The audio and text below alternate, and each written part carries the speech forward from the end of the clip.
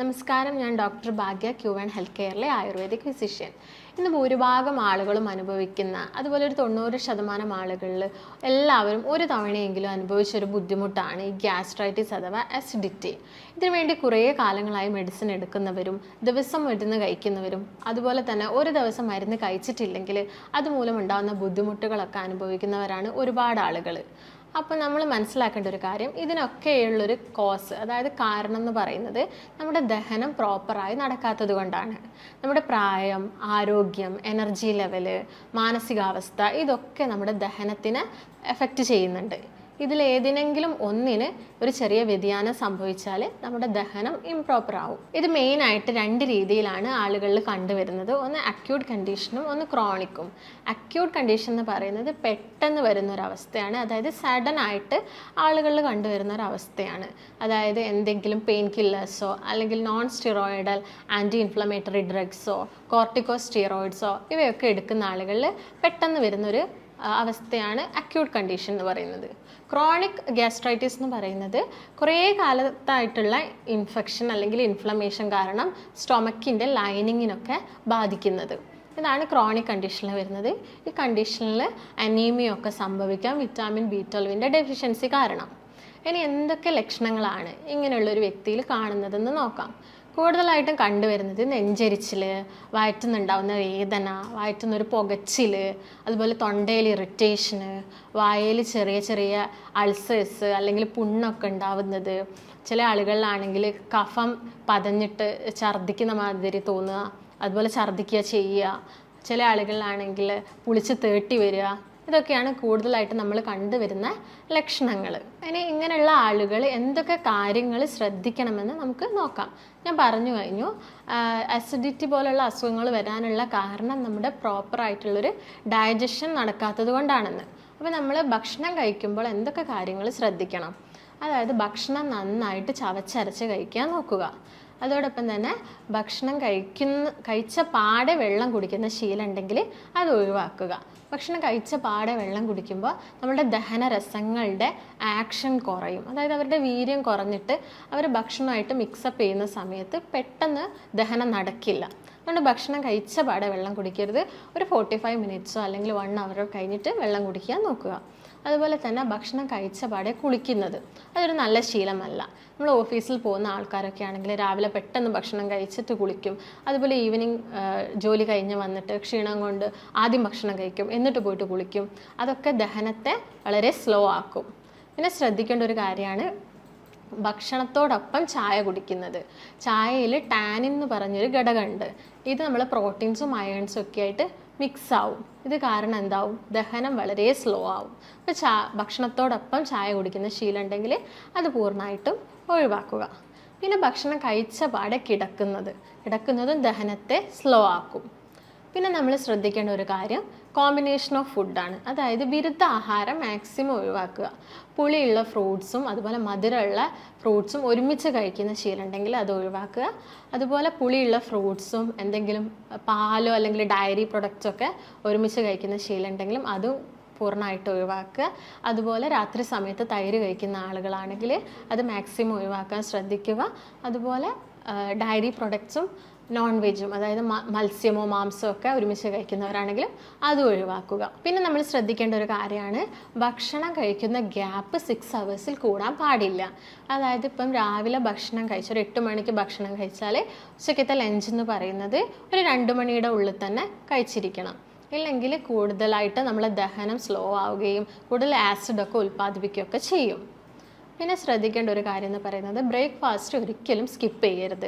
നമുക്കറിയാം ബ്രേക്ക്ഫാസ്റ്റ് എന്ന് പറയുന്നത് ബ്രെയിൻ ഫുഡാണ്. അപ്പോൾ നമ്മൾ തലേ ദിവസം കഴിച്ചിട്ടായിരിക്കും കിടക്കുക. പിറ്റേ ദിവസം രാവിലെയും കഴിച്ചിട്ടില്ലെങ്കിൽ വലിയൊരു ഗ്യാപ്പ് തന്നെ, ഉച്ചക്കത്തെ ലഞ്ച് കഴിക്കുന്ന സമയം വരെ വലിയൊരു ഗ്യാപ്പ് വരും. അതുകൊണ്ട് ബ്രേക്ക്ഫാസ്റ്റ് എന്തായാലും കഴിക്കുക. അതുപോലെ നമ്മൾ ശ്രദ്ധിക്കേണ്ട ഒരു കാര്യമാണ് കുറേ ദിവസം ഫ്രിഡ്ജിൽ വെച്ച ഭക്ഷണം.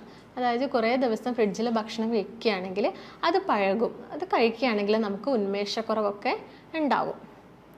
അപ്പം ഭക്ഷണം കഴിക്കുമ്പോൾ നമ്മൾ ഇത്രയും കാര്യങ്ങൾ ശ്രദ്ധിക്കണം. ഇനി അസിഡിറ്റി അല്ലെങ്കിൽ ഗ്യാസ്ട്രൈറ്റിസ് നമ്മൾ കറക്റ്റ് സമയത്ത് ട്രീറ്റ് ചെയ്തിട്ടില്ലെങ്കിൽ എന്തൊക്കെ കോംപ്ലിക്കേഷൻസ് ആണ് ഉണ്ടാവുന്നതെന്ന് നോക്കാം. മെയിനായിട്ടും അത് പിന്നീട് അൾസേഴ്സ് ആയിട്ട് മാറാനുള്ള ചാൻസ് ഉണ്ട്. അതായത് സ്റ്റൊമക്ക് അൾസേഴ്സ് ഒക്കെ പിന്നീട് അത് ബ്ലീഡിംഗ് ഒക്കെ ആയിട്ട് മാറും. അത് ഇൻറ്റേർണൽ ബ്ലീഡിങ്സ് എന്ന് പറയുമ്പോൾ ശരീരം മുഴുവൻ, അതായത് നമ്മുടെ എല്ലാ ഓർഗൻസിലോട്ടും ബ്ലീഡിങ്സ് ഒക്കെ ഉണ്ടാവാനുള്ള ചാൻസ് ഉണ്ട്. അത് പിന്നെ ചില മാലിഗ്നൻ്റ് കണ്ടീഷനിലോട്ടൊക്കെ നയിക്കും. അപ്പം അത് ഒന്നാമത് അൾസർ ആവാനുള്ള കാരണമാണ് മെയിനായിട്ടുള്ളൊരു കോംപ്ലിക്കേഷൻസ് എന്ന് പറയുന്നത്. പിന്നെ ഞാൻ പറഞ്ഞു ബ്ലീഡിങ് ഉണ്ടാവാനുള്ള ചാൻസ് ഉണ്ടെന്ന്. അത് കാരണം അനീമിയ ഒക്കെ സംഭവിക്കാം ശരീരത്തിൽ. അതുമൂലം ഹാർട്ട് പാൽപിറ്റേഷൻസ് കൂടാം, ഷോർട്ട്നെസ് ഓഫ് ബ്രെത്ത് ഉണ്ടാവാം, അതായത് ശ്വാസം മുട്ടോ അല്ലെങ്കിൽ ശ്വാസതടസ്സമൊക്കെ കൂടുതലായിട്ട് കാണാം. ചില ആളുകളിൽ നമ്മൾ വൊമിറ്റിംഗ് ഒക്കെ കാണാറുണ്ട്. ഈ വൊമിറ്റിംഗ് ഉള്ളത് കാരണം ഡീഹൈഡ്രേഷനൊക്കെ സംഭവിക്കാം. ഇത്രയൊക്കെയാണ് ആളുകളിൽ കൂടുതലായിട്ടും കണ്ടുവരുന്ന കോംപ്ലിക്കേഷൻസ്. അപ്പോൾ ഇതിനു വേണ്ടി നമുക്ക് ചെയ്യാൻ പറ്റുന്ന കുറച്ച് ഇൻവെസ്റ്റിഗേഷൻസ് എന്തൊക്കെയാണെന്ന് നോക്കാം. മെയിനായിട്ട് നമ്മൾ ബ്ലഡ് ടെസ്റ്റ് ചെയ്യുന്നു. അതിൽ CBC കംപ്ലീറ്റ് ബ്ലഡ് കൗണ്ട്, എത്ര ഇൻഫെക്ഷൻ എത്ര ഉണ്ട് എന്നൊക്കെ മനസ്സിലാക്കാൻ വേണ്ടിയിട്ട് നമ്മൾ CBC ചെയ്യുന്നു. അതോടൊപ്പം തന്നെ നമ്മൾ ചെയ്യുന്നതാണ് എൻഡോസ്കോപ്പി. എൻഡോസ്കോപ്പി എന്ന് പറയുന്നത് ഇത് ഈ ഗ്യാസ്ട്രൈറ്റിസ് ഉള്ള ആളുകളിൽ പിന്നീട് അത് അൾസർ ആയിട്ടുണ്ടോ എന്നൊക്കെ നോക്കാൻ വേണ്ടിയിട്ട് നമ്മൾ എൻഡോസ്കോപ്പി ചെയ്യുന്നു. അപ്പർ GIയുടെ എൻഡോസ്കോപ്പിയാണ് നമ്മൾ കൂടുതലായിട്ടും ചെയ്യുന്നത്.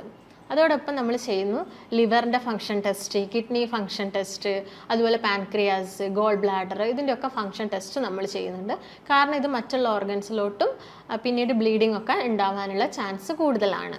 ഇനി എന്തൊക്കെ ഭക്ഷണങ്ങളാണ് നമ്മൾ ഉൾപ്പെടുത്തേണ്ടത്, ഏതൊക്കെ ഭക്ഷണങ്ങളാണ് നമ്മൾ ഒഴിവാക്കേണ്ടത് എന്നതിനെക്കുറിച്ച് നോക്കാം. അപ്പോൾ ഏതൊക്കെ ഭക്ഷണങ്ങളാണ് നമ്മൾ ഒഴിവാക്കേണ്ടതെന്ന് നോക്കാം. കൂടുതലായിട്ടും അജിനോമോട്ടോസ് അടങ്ങിയ ഈ fast food, junk food, prepared ഫുഡൊക്കെ അതിൻ്റെയൊക്കെ ഉപയോഗം മാക്സിമം ഒഴിവാക്കുക. അതുപോലെ തന്നെ soft drinks, packaged foods, bakery items, മൈദയൊക്കെ കൂടുതൽ ഉപയോഗിച്ചുണ്ടാക്കുന്ന ഭക്ഷണങ്ങൾ, ഇവയൊക്കെ ഉപയോഗിക്കുന്നത് കുറയ്ക്കാൻ ശ്രദ്ധിക്കുക. അതോടൊപ്പം തന്നെ നിങ്ങൾ ശ്രദ്ധിക്കേണ്ട ഒരു കാര്യമാണ് വെറും വയറ്റിൽ പുളിയുള്ള ഭക്ഷണങ്ങളൊന്നും കൂടുതലായിട്ടും കഴിക്കരുത്. അതുപോലെ തണുത്ത ഭക്ഷണം കഴിക്കുന്നത് മാക്സിമം ഒഴിവാക്കുക. ഒരു ചെറിയ ചൂടോട് കൂടി വേണം ഭക്ഷണങ്ങളൊക്കെ കഴിക്കാൻ. പിന്നെ അതുപോലെ തന്നെ ടൊമാറ്റോ സോസ് ഉപയോഗിച്ചിട്ടുള്ള കറികൾ, കെച്ചപ്പ്, ഇതിൻ്റെയൊക്കെ ഉപയോഗം പരമാവധി കുറയ്ക്കുക. ഇനി എന്തൊക്കെ ഭക്ഷണങ്ങൾ ഉൾപ്പെടുത്തണമെന്ന് നോക്കാം. പ്രോബയോട്ടിക്സ് അടങ്ങിയ തൈര്, മോര്, അതുപോലെ സംഭാരം, യോഗട്ട്സ്, ഇവയൊക്കെ കൂടുതലായിട്ടും ഭക്ഷണത്തിൽ ഉൾപ്പെടുത്തുക. നമുക്കറിയാം എന്താണ് ഈ പ്രോബയോട്ടിക്സ് നമ്മുടെ ശരീരത്തിൽ ചെയ്യുന്നതെന്ന്. ഒരു ഗട്ട് മൈക്രോബയോമിൻ്റെ ഹെൽത്തിന് വേണ്ടിയിട്ട് ഇവർ വലിയൊരു പ്രധാന പങ്ക് വഹിക്കുന്നുണ്ട്. അതായത് നല്ല ബാക്ടീരിയാസിൻ്റെ ഗ്രോത്തിന് വേണ്ടിയിട്ടാണ് പ്രോബയോട്ടിക്സ് നമ്മൾ കഴിക്കുന്നത്. ഇപ്പം തലേ ദിവസത്തെ ചോറ് വെള്ളത്തിലിട്ട് വെച്ചിട്ട് നമുക്ക് പിറ്റേ ദിവസം രാവിലെ തൈരിൻ്റെ കൂടെയൊക്കെ മിക്സ് ചെയ്ത് കഴിക്കുന്നത് നല്ലതാണ്. നല്ലൊരു ഗട്ട് മൈക്രോബയോം ഹെൽത്തിന് വേണ്ടിയിട്ട് നമുക്ക് കഴിക്കാവുന്നതാണ്. അതുപോലെ തന്നെ ഈ അസിഡിറ്റി ഒക്കെ കൂടുതലായിട്ട് വരുന്ന ആളുകളാണെങ്കിൽ ഭക്ഷണം കഴിക്കുന്നതിന് മുമ്പ് വലിയ ജീരകമോ അല്ലെങ്കിൽ പെരുംജീരകമോ അല്ലെങ്കിൽ ഒരു കഷ്ണം ഇഞ്ചിയൊക്കെ ചവച്ച് കഴിക്കാവുന്നതാണ്. അല്ലെങ്കിൽ ഇഞ്ചി ഇട്ട് തിളപ്പിച്ച വെള്ളം കുടിക്കാം ഭക്ഷണം കഴിച്ചതിന് ശേഷം. അതുപോലെ ജീരകം വറുത്ത വെള്ളമൊക്കെ കുടിക്കാവുന്നതാണ്. അതൊക്കെ ഭക്ഷണം കഴിച്ചതിന് ശേഷം ഇടയ്ക്കിടയ്ക്ക് കഴിക്കാവുന്നതാണ്. അതുപോലെ തന്നെ ശ്രദ്ധിക്കേണ്ട ഒരു കാര്യമാണ്, ഭക്ഷണത്തോടൊപ്പം തന്നെ നമ്മൾ ഇമ്പോർട്ടൻസ് കൊടുക്കേണ്ട മറ്റൊരു കാര്യമാണ് ഉറക്കം എന്ന് പറയുന്നത്. അതായത് ഒരു 6 to 7 hours വരെ നമ്മൾ ഡെയിലി ഉറങ്ങണം. അങ്ങനെയാണെങ്കിൽ മാത്രമേ ഡൈജഷനൊക്കെ പ്രോപ്പറായിട്ട് നടന്നിട്ട് ഒരു പ്രോപ്പർ മലശോധനയൊക്കെ ഉണ്ടാവുള്ളൂ. അതുപോലെ തന്നെ ദഹനം പ്രോപ്പറാവാൻ നമ്മൾ ഒരു ദിവസം ഒരു 45 minutes ഒക്കെ വ്യായാമം ചെയ്യുന്നതും നല്ലതായിരിക്കും.